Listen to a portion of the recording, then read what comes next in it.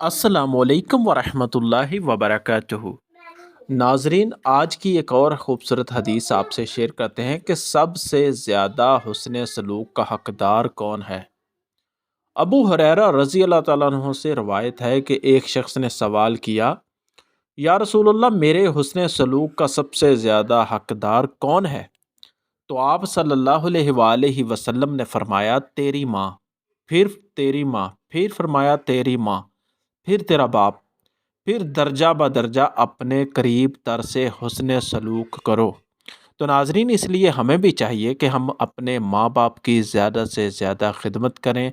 और अपनी माँ के लिए तो ख़ुसूसन इसमें इस हदीस में ज़िक्र हुआ है कि हुस्न सलूक ज़्यादा करें।